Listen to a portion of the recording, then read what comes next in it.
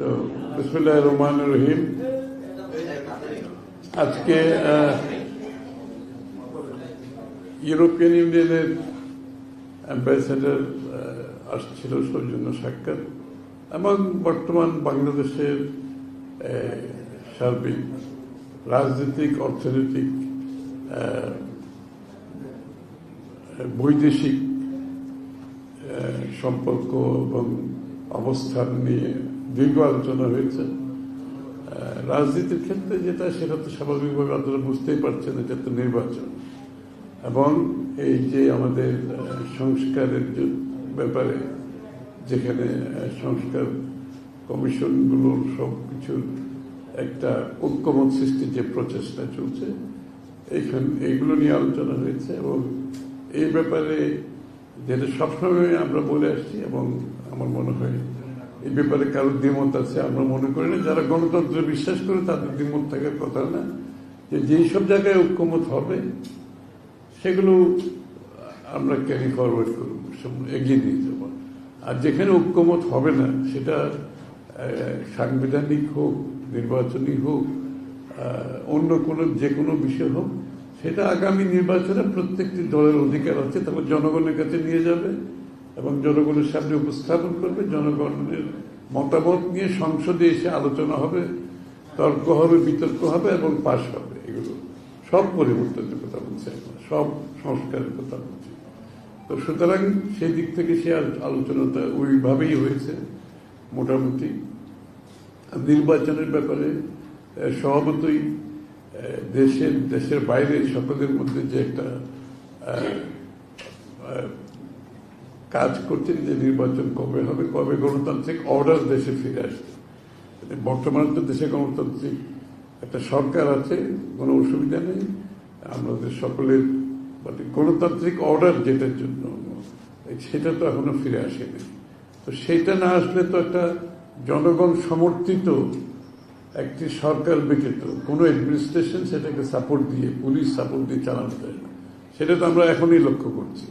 তো এই জন্য সবাই মনে করে একটা জনগণের সমর্থিত একটি সরকার, সংসদ, যেটা জনগণের কাছে দায়বদ্ধ থাকবে, সেটা যত তাড়াতাড়ি সম্ভব হলে দেশের অনেকগুলো সমস্যার সমাধান হয়েছে এবং একটা পলিটিক্যাল ওয়েট ছাড়া অনেকগুলো বিষয় সম্মুখীন হচ্ছে, কিন্তু সমাধান করা কঠিন। এই জন্য এই বিষয়টা গুরুত্ব দেওয়া হয়েছে আলোচনায়। আর বৈদেশিক সম্পর্কের ক্ষেত্রে আমাদের সাথে ইউর যে বিষয়গুলো আছে, যে আমাদের ইউ কিন্তু আমাদের সবচেয়ে বড় রপ্তানির ডেস্টিনেশন, ইউরোপিয়ান ইউনিয়ন। সুতরাং সেখানে আমরা আগামী দিনে কি কাজ করতে পারি এবং বিএনপি পক্ষ থেকে আমরা আগামী দিনে ইউর সাথে আমাদের কর্মপন্থা কি হবে এবং বর্তমানে ইউর নির্বাচনকে ঘিরে, তারপরে সংস্কারকে ঘিরে ইউর যে ক্যাপাসিটি বিল্ডিং, ওরা সহযোগিতা করতে রাজি আছে। যেখানে বিশেষ করে ইলেকট্রাল প্রসেস থেকে শুরু করে প্রতিষ্ঠানগুলো যেগুলো ভেঙে পড়েছে, এগুলোর সংস্কারের বিষয়ে, এগুলো পরিবর্তন, এগুলোর সঠিক জায়গায় ফিরিয়ে আনার জন্য তাদের সমর্থন, ক্যাপাসিটি বিল্ডিং এর জন্য তারা এগিয়ে আসতে রাজি আছে। এই আর কি। এটা নির্বাচন আগে পরের বিষয়টা কোনো গুরুত্বপূর্ণ না। গুরুত্বপূর্ণ যে গতিতে আমরা ঐক্যমত হব, সেইগুলো বাস্তবায়ন করতে হবে। আর যেখানে ঐক্যমত হবে না, এবং ঐক্যমত হওয়ার সব জায়গায় কোনো সম্ভব না, আমরা বিভিন্ন পার্টি, বিভিন্ন চিন্তা, বিভিন্ন দর্শন, বিভিন্ন ভাবনার মধ্যে থাকি। সুতরাং কেউ যদি মনে করে সবকিছুতে ঐক্যমত হবে, তাহলে তার রাজনৈতিক দলের দরকার হবে না। তো বাংলাদেশে আবার বাকশাল নিয়ে আসলেই পারি আমরা। তো বাকশালে তো ফিরে যেতে চাই না আমরা একটা ডাইভার্সিফাইড একটা কান্ট্রি, যেখানে ভিন্ন মত ভিন্ন পথে চলবে, কিন্তু যেখানে ঐক্যমত হবে সেই বিষয়গুলো আমরা সমাধান করতে পারবো ইমিডিয়েটলি। আর যেখানে ঐক্যমত হবে না, সেটা আগামী দিনের নির্বাচনে প্রত্যেকটি দল তাদের ম্যান্ডেট নিয়ে, তাদের ম্যানিফেস্টো নিয়ে, তাদের ভাবনা নিয়ে জনগণের কাছে যাবে এবং জনগণের ভোটের পরিপ্রেক্ষিতে যে সংসদ হবে, জনগণ যে ম্যান্ডেট দেবে, সেই সংসদ সেই সংস্কারগুলো বাস্তবায়ন করবে, সিদ্ধান্ত নেবে। না, এটাই তো ডিসেম্বর সম্বন্ধে এখন তো সবাই ধরে নিয়েছে ডিসেম্বরের পরে যাওয়ার কোনো সুযোগ নেই আসলে। অলরেডি অনেকের মধ্যে ডিসেম্বর অনেক দেরিতে, কিন্তু তারপরও ডিসেম্বর কাট অফ টাইম হিসাবে ধরে নিয়েছে এবং সবাই ধারণা ডিসেম্বরের মধ্যে নির্বাচন হলে আমরা সঠিক পথে থাকবো। গণতান্ত্রিক অর্ডারটা ফিরিয়ে আনা খুবই গুরুত্বপূর্ণ, সবচেয়ে বেশি গুরুত্বপূর্ণ, যেখানে জনগণের মালিকানা ফিরিয়ে দেওয়ার জন্য আমরা 15-16 বছর যুদ্ধ করেছি। সেটা ফিরিয়ে দেওয়ার একমাত্র পথ হচ্ছে বাহক হচ্ছে নির্বাচন, এবং তার মাধ্যমে একটা গণতান্ত্রিক অর্ডার ফিরে আসবে যেটা জনগণের কাছে দায়বদ্ধ থাকবে, জবাবদিহি থাকবে। সেটাই তো আমাদের প্রত্যাশা ছিল। সেই প্রত্যাশা পূরণে যত তাড়াতাড়ি সম্ভব latest December cut off time হিসাবে ধরে নেওয়া হয়েছে। সবাই তো নির্বাচন চায় এবং সবাই তো একটা নির্বাচিত সরকারের সাথে কাজ করা চায়।